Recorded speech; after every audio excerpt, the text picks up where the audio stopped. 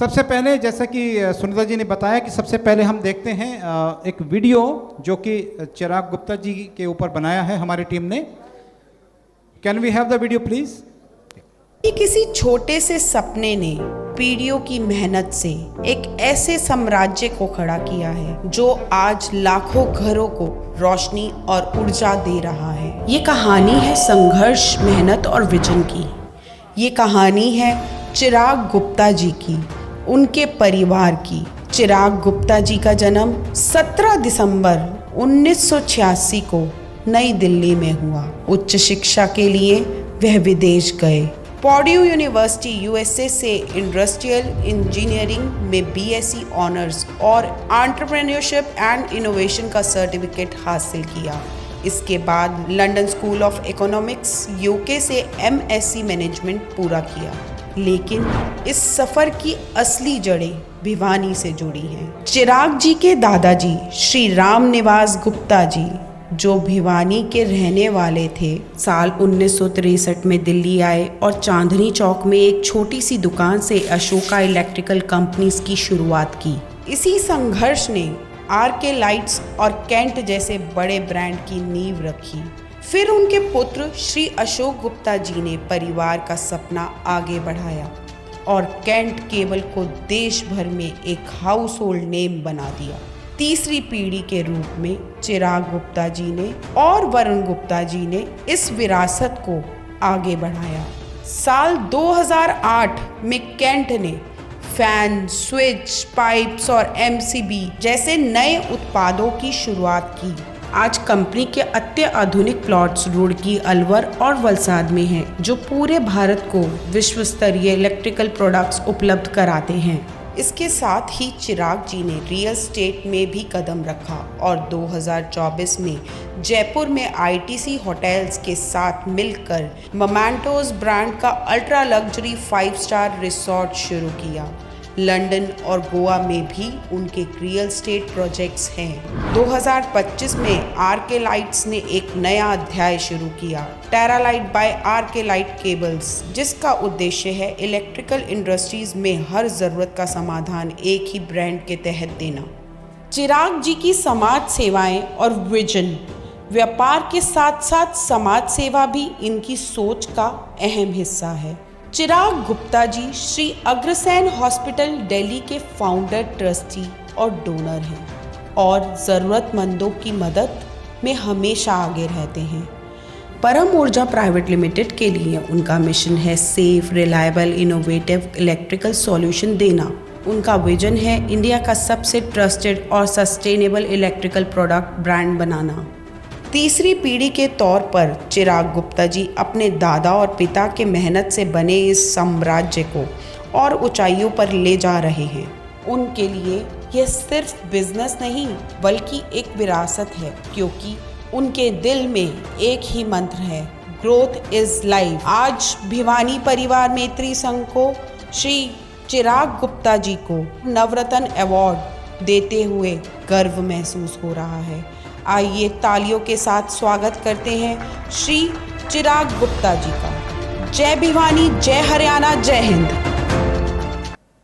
Welcome Chirag ji to this interview and मैं बहुत excited हूँ क्योंकि जिस तरीके से आपकी वीडियो देखी काफ़ी इंस्पायरिंग थी और मैं और ज़्यादा एक्साइटेड हो गया कि मुझे काफ़ी कुछ सीखने को मिलेगा। जो भी क्वेश्चन है ये मेरे हिसाब से मैंने रखे हैं ताकि मुझे बहुत कुछ सीखने को मिले और इससे हम सबको कुछ ना कुछ पता चलेगा, जिससे हम लोगों की काफ़ी हेल्प होगी इन बिजनेस, इन एंटरप्रेन्योरशिप। जी सबसे पहला सवाल आपके लिए है कि आपने ब्रेकफास्ट किया? हाँ, ब्रेकफास्ट करा बिल्कुल किया है। वेजिटेबल नगेट खाए थे? वेजिटेबल मुझे नहीं खाए मैंने। थोड़े अजीब लगे, थोड़ा खा के दिमाग खराब हुआ, बस पेट खराब ना हो। नहीं सब ठीक होगा। सही है, चलो माहौल हल्का हो गया थोड़ा सा। हाँ। सबसे पहला सवाल आपके लिए ये है मेरे लिए कि जैसे अभी आपका जो बिज़नेस है काफ़ी कुछ पता चलता है इंटरनेट पे पढ़ के, उसके अलावा भी बहुत सारे रिसोर्सेज हैं, बट मैं चाहता हूँ आप हमें 1960s में लेके जाएं, जब ये बिज़नेस शुरू हुआ, कैसे शुरू हुआ, उस टाइम पे केबल्स, वायर्स, इलेक्ट्रिकल अप्लायंसेस का बिज़नेस शुरू करना, वो किस तरीके का मंजर था? तो बेसिकली हमारे जो ग्रेट ग्रैंडफादर थे श्री राम कुमार गुप्ता जी, वो भिवानी में वैश्य स्कूल है, उसमें टीचर थे और उनको मास्टर जी करके पूरे भिवानी में वो बुलाया जाता था। अच्छा। और फिर जो हमारे ग्रैंडफादर जो अभी भी हमारे साथ हैं लकीली, श्री रामनिवास गुप्ता जी ने, तो बड़े बाबा जी की शॉप भी थी आलू बाज़ार में, राम कुमार गुप्ता एंड सन्स के नाम से। तो हमारे बाबा जी उसमें इलेक्ट्रिकल लाइट्स और केबल्स वगैरह दिल्ली से लाके, and he used to do fittings in marriages and weddings. So आप मान के चलिए लाउड स्पीकर सिस्टम प्रोवाइड करना शादियों में, और किसी के घर में अगर कोई नल वगैरह का काम है तो दिल्ली से लाके फिट करना, बहुत ही ज़्यादा ग्राउंड लेवल पे उन्होंने स्टार्ट करा।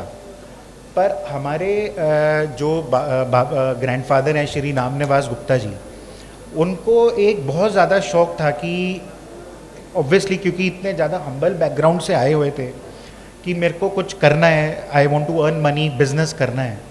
तो अकेले वो भिवानी से 1960 में, 1960, 61, 63 में भिवानी से दिल्ली आए। उनके पास केवल 10,000 रुपये थे उस वक़्त, और उससे उन्होंने चांदनी चौक में ये फोहरे के फाउंटेन के पास शॉप को रेंट पे लिया। और उनके पास इतने भी पैसे नहीं थे कि, क्योंकि उनके पास जो 10,000 रुपये थे उन्होंने सारा माल ख़रीदने में ले लिया, तो वो शॉप पे ही रहते थे। शॉप पे ही, शॉप के बाहर एमसीडी का नलका था, उसमें नहाते थे। उन्होंने इतनी स्ट्रगल करी है। और आप मानोगे नहीं, शॉप को भरा भरा दिखाने के लिए, क्योंकि उनके पास 10,000 रुपये थे, इलेक्ट्रिक में 10,000 में कितना ही सामान आ जाएगा, वो खाली डब्बे अपनी दुकान में लगाते थे कि ग्राहकों को लगे कि दुकान में सामान भरा पड़ा हुआ है। और वहाँ से, हाँ जी, अभी बेटर है। तो वहाँ से उन्होंने ये जर्नी स्टार्ट करी, और धीरे धीरे करके उन्होंने इंडिया में अपने कई ब्रांड्स की डिस्ट्रीब्यूशनशिप ली, और दिल्ली में one of the biggest distributors of electrical products के मतलब बन गए वो। और अपनी कंपनी का नाम था अशोका इलेक्ट्रिक कंपनी। फिर अशोका इलेक्ट्रिक उन्होंने बाबा जी ने एक बहुत अच्छी चीज़ और करी। उनके टोटल 5 भाई और हैं, टोटल 6 ब्रदर्स। उन्होंने सारे भाइयों को जैसे जैसे इनकम होती रही दिल्ली बुलाया, सबको बिजनेस सेट करके दिया। कभी भी अपने सेल्फिश मोटिव नहीं रहा कि भाई मेरे को पूरे फैमिली को सेट करना है। तो he was the only person, उन्होंने सबको बुलाया, सबको सेट करा, खूब अच्छे से बिजनेस करके। क्या बात है। और उसके बाद एक, आपने कहा हमारा ब्रांड कैसे स्टार्ट हुआ। हाँ जी। तो जब 1980s में हमारे फादर वो 15 साल की एज से दुकान पे बाबा जी के साथ बैठने लग गए थे, तो उन्होंने जब बिज़नेस ज्वाइन करा, दुकान पे ज्वाइन करा, तो एक कंपनी एंकर की बहुत बड़े डिस्ट्रीब्यूटर थे। तो जो एंकर के सेल्स एजेंट थे, उन्होंने हमारे ग्रैंडफादर को 1% डिस्काउंट एक्स्ट्रा मिलता था बॉम्बे में जो सेट है उनकी तरफ से। तो जो सेल्स एजेंट था, उन्होंने कुछ क्या खिचड़ी वगैरह क्या पकाई, तो वो बाबा जी को उन्होंने आके बोला आपको 1% हम नहीं देंगे आप। अच्छा, हाँ।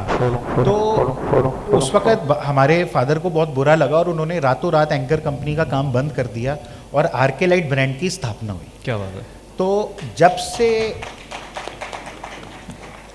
जब से बस जैसे ही आरके लाइट ब्रांड की स्थापना हुई, तो उन्होंने अपने और सारे डिस्ट्रीब्यूशनशिप बंद करके अपने ही ब्रांड में पूरा फोकस कर लिया। तो वहाँ से हमारी शुरुआत हुई और ये पूरा भिवानी की जर्नी है दिल्ली की। क्या बात है, बहुत इंस्पायरिंग है। और आपका, हाँ, आपका जन्म जो है फिर दिल्ली में हुआ, पर हाँ जी, पापा की जनरेशन तक सब भिवानी में बॉर्न हुए। हाँ जी। और उसके बाद जो हमारी जनरेशन है, हम लोग दिल्ली में बॉर्न हुए। तो कुछ यादें बताइए या किस्से जो आपने सुने हो भिवानी के। मैं आपको बताता हूँ, जैसे आज हालांकि हम लोग का बर्थ दिल्ली में हुआ है, बट हम लोग शुरू से भिवानी की इतनी बातें सुन के, इतनी चर्चा करते हुए आते। अगर आप मतलब मेरे से पूछे, मेरे हार्ट में हमारा जो ओरिजिन जो जन्मभूमि है वो भिवानी ही है। मतलब हमें भिवानी के ही हैं, हम दिल्ली के नहीं हैं। ऑफ कोर्स हाँ। वो तो जैसा आप बता रहे थे बिजनेस के बारे में, आर्केलाइट, फिर कैंट केबल मैनेजमेंट, वायर सिस्टम्स, ये सब शुरू किया। अभी आप सेंटो भी स्टार्ट किया है आपने, और अब ट्रेल लाइट भी आपने नया वेंचर शुरू करा है। तो ये नए वेंचर के पीछे क्या इंस्पिरेशन है?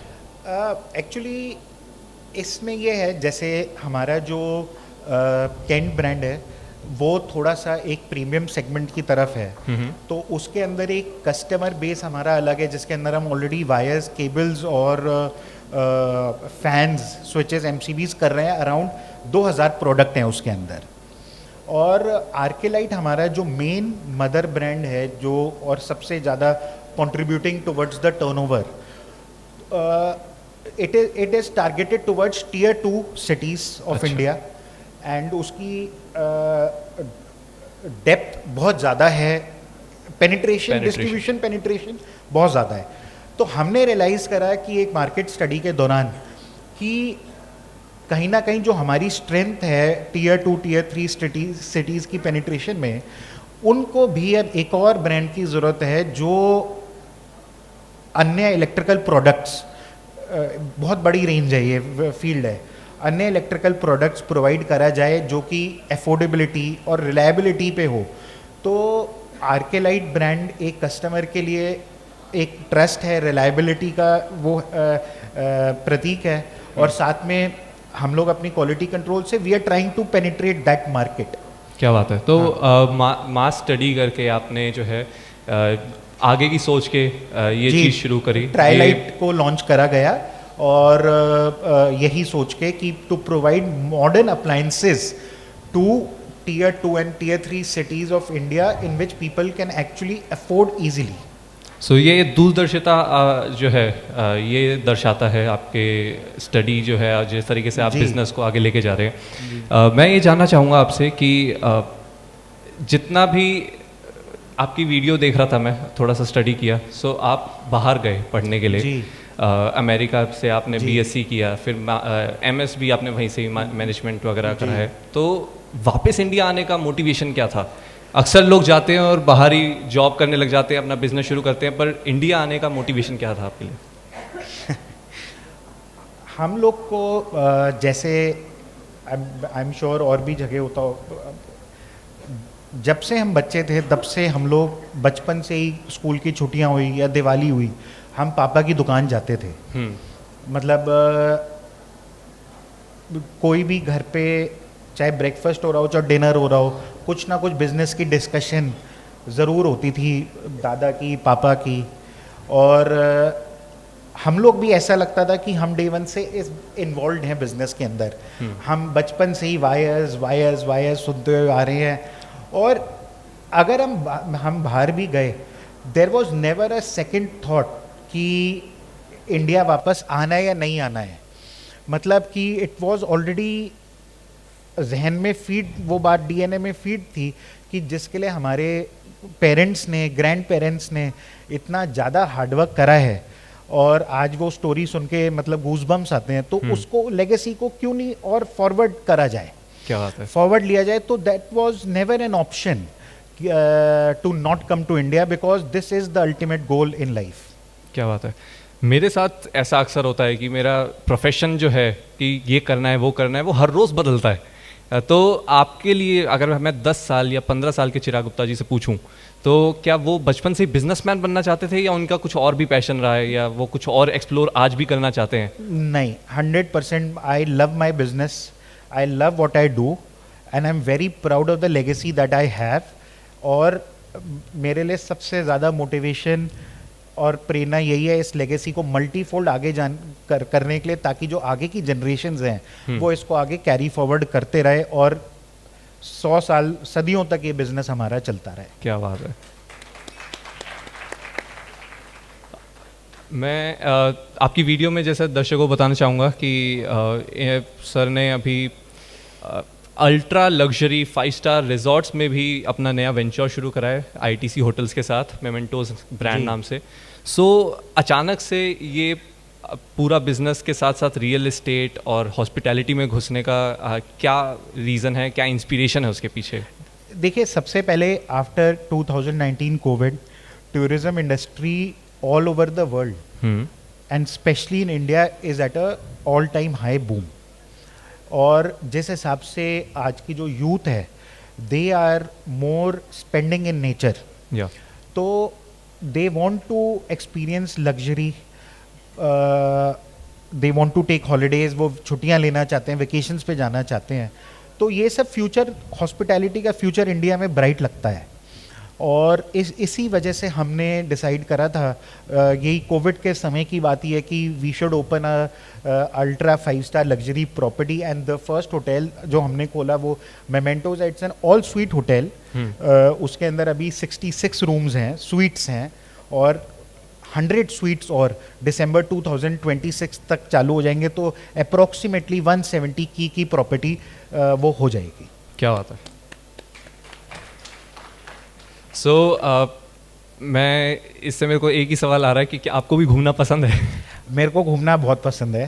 आप कहाँ कहाँ घूमे उसके बारे में बताइए थोड़ा सा। बहुत घूमा हूँ, इंडिया भी मैं बहुत घूमा हूँ, अब्रॉड भी बहुत घूमा हूँ। अब्रॉड भी कहाँ गए हैं? कोई कंट्री, आपकी फेवरेट कंट्री कौन सी है?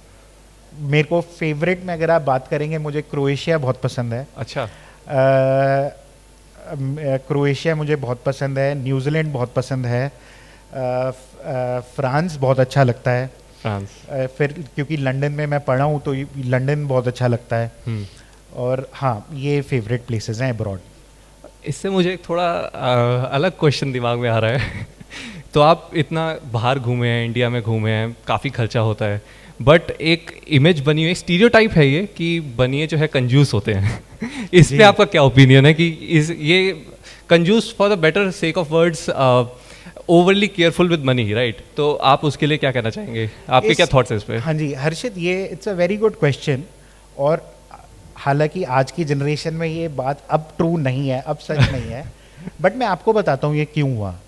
बनिए जो हमारी पूरी कम्युनिटी है, it's around 1% of India's population, but we contribute 15% of India's GDP, 25% of income tax, और इंडिया की 40% वेल्थ हमारे बनियों के पास है। आज अब अगर देखेंगे, जब आप 1960s की या 70s की बात करें, जब मुझे लगता है अक्सर बिजनेसेस, जनरेशनल बिजनेसेस स्टार्ट हुए हैं 60-80s के बीच में, जब ये स्टार्टअप कैपिटल, फंडिंग, ये सब चीज़ें कुछ नहीं थी। सिंपल एक ही फिलॉसफी थी, हमारे ग्रैंडफादर की भी फिलॉसफी थी, जो आज भी हम फॉलो करते हैं, कि जो भी इनकम करनी है हमें सेव करनी है, पहले अपने बिजनेस में जितना लगाना है लगाओ, फिर अपना एक्सपेंडिचर करो। तो जो ये आपने कहा कि ओवरली केयरफुल रहते हैं बनिए एक्सपेंसेस में, तो ये उस वक्त की नीड ऑफ द आवर थी। अगर उस वक्त पैसे बचा बचा के बिजनेस में इन्वेस्ट नहीं करे होते, तो फिर कैसे आज बिजनेसेस ग्रो होते, कैपिटल कहाँ से आती? उस वक्त फंडिंग की और ऑप्शंस नहीं थी। सही बात। तो दैट इज द रीजन ये एक नोशन बना हुआ है, but the main reason was कि पूरे जो बनिया वेस्ट समाज है उसको अपना बिजनेस ग्रो करना था, और उसमें पूरी फैमिली, चाहे घर पे मदर, ग्रैंड मदर, कोई भी, सब लोग, वाइफ, सब मिलके पैसे बचाते थे, और सबका एक ही मोटिव होता था कि काम बढ़ाना है। तो that is the reason that I think. पर आज के दौर में मैं देख रहा हूँ काफ़ी ज़्यादा जो है बिजनेस कल्चर चेंज हो चुका है जी। एंटरप्रेन्योरशिप वर्ड बहुत ज़्यादा यूज़ किया जाता है, स्टार्टअप, फंडिंग, इसके बारे में बहुत ज़्यादा ही बातें हो रही है, और लोग बहुत ज़्यादा इसमें आगे बढ़ बढ़ के हिस्सेदारी ले रहे हैं। तो जो यंग यूथ है हमारे आज जो मौजूद है, यूँ भी भिवानी के लिए इंडिया का यूथ जो है, उनको आप क्या एडवाइस देना चाहते हैं कि एंटरप्रेन्योरशिप के लिए, मेरे लिए, कि आप स्टार्टअप किस तरीके से शुरू कर सकते हैं, क्या बेस्ट अप्रोच है आज के टाइम पे? देखिए अर्षित, मैं एक ही चीज़ कहना चाहूँगा, किसी भी बिजनेस के लिए या वर्क के लिए, चाहे वो स्टार्टअप हो, चाहे वो लेगेसी बिजनेस हो, हमेशा जो फंडामेंटल्स हैं, ऑनेस्टी, हार्डवर्क, प्रेजर्वेंस, ये तीनों चीज़ों के बिना कोई बिजनेस आप सक्सेसफुल हो ही नहीं सकते हैं। You have to be honest towards yourself, towards your work, towards your customers, towards your suppliers, towards your employees. Hard work तो उसके बिना कुछ पॉसिबल ही नहीं है, और स्वर्ग प्राप्ति के लिए भी खुद ही मरना पड़ता है। और प्रिजर्वेंस जो आपके पास है उसको आप बचा के रखें, और कभी भी ओवर कॉन्फिडेंस नहीं होना, that is the most important. क्या बात है। आजकल लोग जो हैं बिजनेस के लिए कॉम्पिटिटिव वर्ड यूज़ कर करके बहुत सारे प्रैक्टिसेस करते हैं, जो आपने कहा है वो उसके विपरीत करते हैं। सो एक बिजनेसमैन, एक एंटरप्रेन्योर, वो वैल्यूज़ कैसे सस्टेन करता है, और आपने कैसे सस्टेन किया अभी तक वो जो लेगेसी आप 1960s से लेकर अभी तक लेकर आए हैं और आगे एक्सपैंड कर रहे हैं। सो वो क्या हैबिट्स हैं आपकी जिसकी वजह से वो आज तक सस्टेन हो पाया है? ये एक्चुअली हमारे ग्रैंडफादर के टाइम से ही हैबिट्स हैं। उनका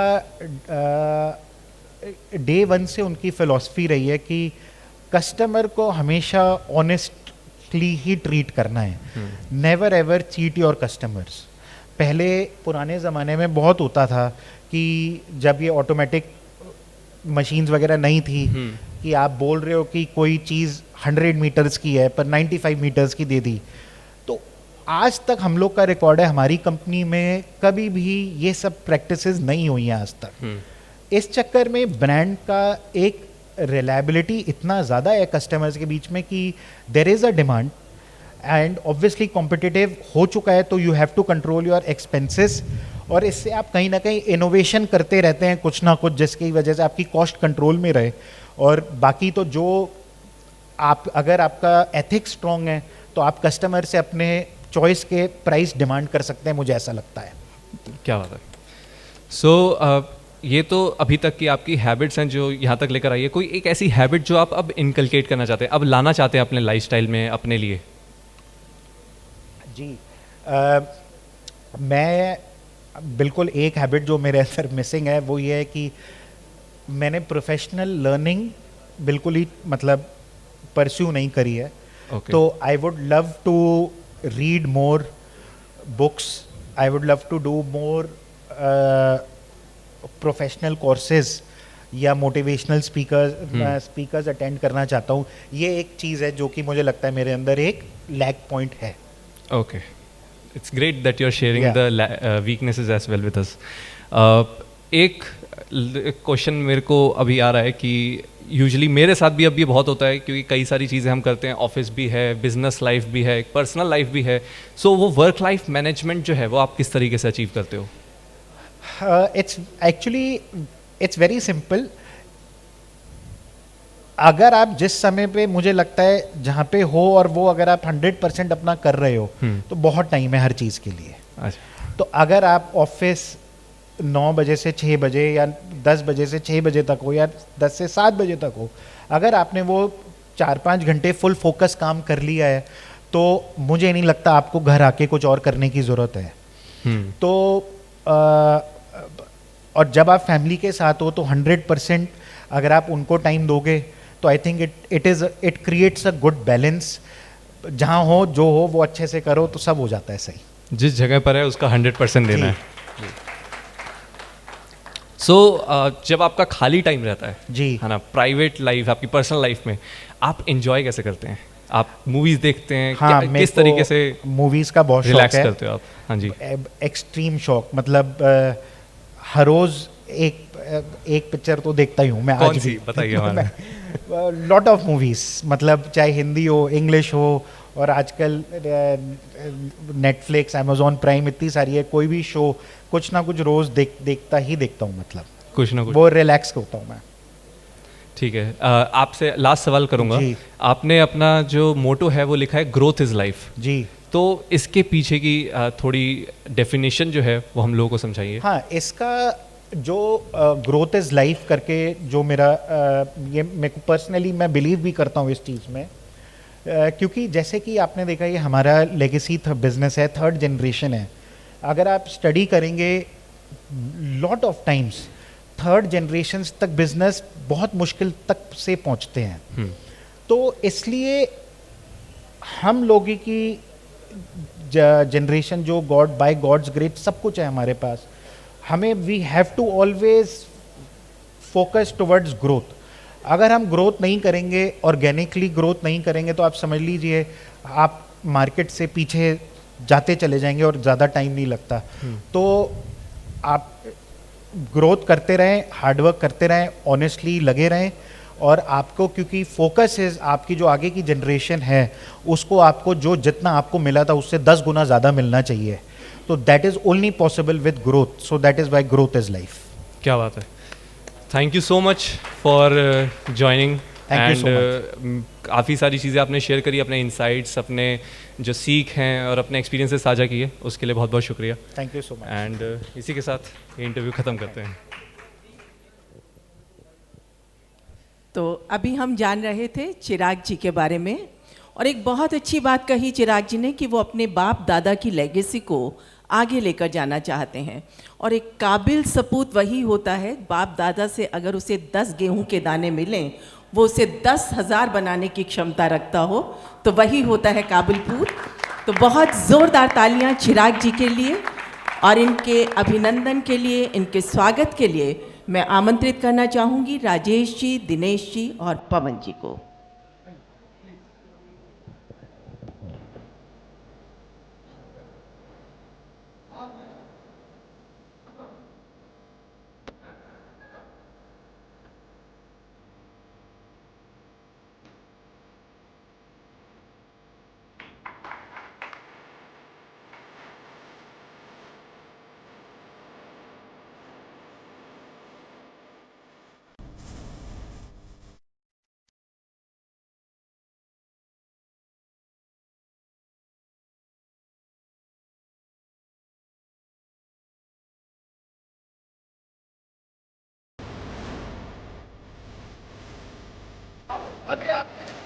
I want